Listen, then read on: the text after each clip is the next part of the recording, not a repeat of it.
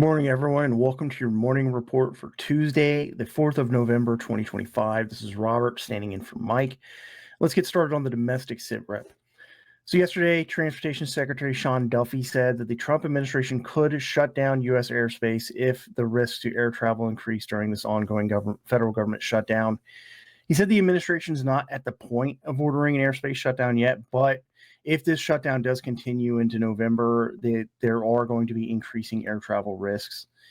Moving over to the domestic side, Maryland Governor Wes Moore announced yesterday the creation of a redistricting advisory commission, and this is going to create a new mid-decade congressional map for the state of Maryland. And the commission is going to have 5 members and will begin taking public comments and recommending new congressional maps to the Maryland General Assembly starting this month.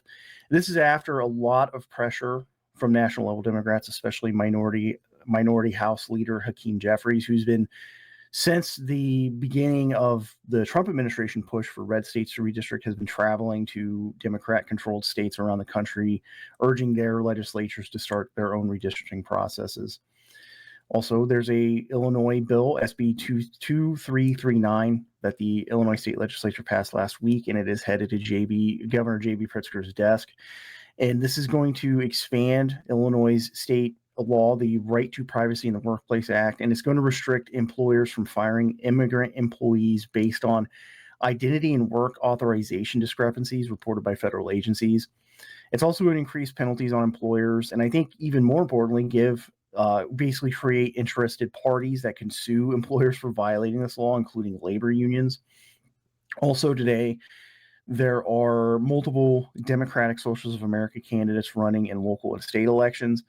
There are the bigger names like Zohran Mamdani, who is running for for the mayor of New York City, and Twin Cities DSA member Minnesota State Senator Omar Fateh is running for the mayor of Minneapolis. But DSA has also endorsed 11 candidates for local offices across Massachusetts, Georgia, Washington, New Jersey, North Carolina, and Colorado. All right, Jared, if you could take us through the global sit rep today. Absolutely. So Iraqi media has reports of numerous armed groups mobilizing inside of Iraq in support of a potential war between Iran and Israel. Now, the Iraqi defense minister also claims that War Secretary Hegseth ordered him to prevent the armed groups from interfering in any operations. And the defense minister further claimed that Hegseth said, "You know very well how the current administration will respond to failing to fulfill that order." Yeah, so I think it's pretty well known at this point that following the U.S. withdrawal, Iran was already building a lot of influence in Iraq. So I'm not surprised that Iran would have forces mobilizing inside of Iraq's borders. So especially before the official withdrawal in 2012, Iran had been courting a lot of the Shia government, basically government officials, including at that time Prime Minister Maliki. And if I remember correctly, part of those popular mobilization forces within Iraq were also partly Iranian militias. So I think this seems a pretty credible report that from the Iraqi government that there are Iranian militias or Iranian influence forces mobilizing in Iraq. All right.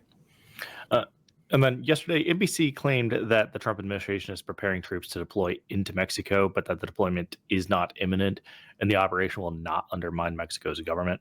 And concurrently, an anonymous Department of Justice source speaking to Mexican media partially confirmed that without detailing the training.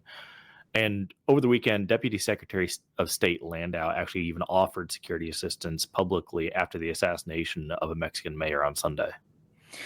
Yeah, that I forget the guy's. I forget his name, but he was the mayor of Uruapan in Milwaukee State. He was assassinated Saturday, and apparently there are some major protests in the town or the city that he was mayor of, and they are not only are they calling for the governor of the Milwaukee State to step down, who's a Morena Party member. They're also protesting against the Morena Party, and to me this seems like a major escalation in like opposition to the Morena Party, because apparently this mayor was very popular, and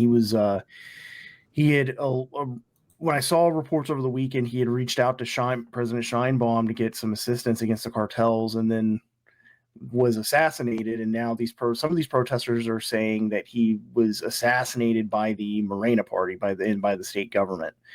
So I'm keeping an eye on where these protests go, because over the weekend there was one protest that got 2,000 college students, and then there was also a takeover of the state government building in this city, where they did vandalize a lot of the property and anger over the assassination of this mayor. And the mayor's wife is also urging some kind of popular movement in response to his assassination.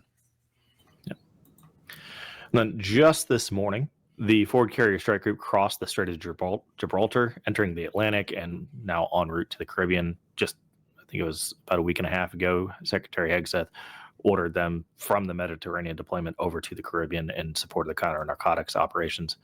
And lastly, China's ambassador to the United States reiterated China's 4 red lines. Those are the Taiwan question, democracy and human rights, China's path and system, and China's development right as matters to avoid if the two nations want a trade truce. And this is a reiteration because Chinese President Xi actually declared all of these to be guardrails and safety nets just for the relation of the U.S. and China. And that was last year, shortly after the APEC, the Asia Pacific Economic. Sorry, I'm blanking on the C. APEC meeting last year. All right. Well, we can move on to protests. We're tracking 77 protests today. And then we're going to move over to the high side, where we're going to talk about the Homeland operations update. We are going to also cover a story about House Republicans attempt to preempt Zohran Mamdani from taking office as New York City mayor if he wins election today. A new report on a coalition or any partnership between cyber criminals and cargo theft rings. We're also going to talk about a bill that was introduced in the Senate to designate Antifa as a domestic terror organization, and former CIA analyst Sarah Adams, public Al-Qaeda Be on the Lookout, or BOLO.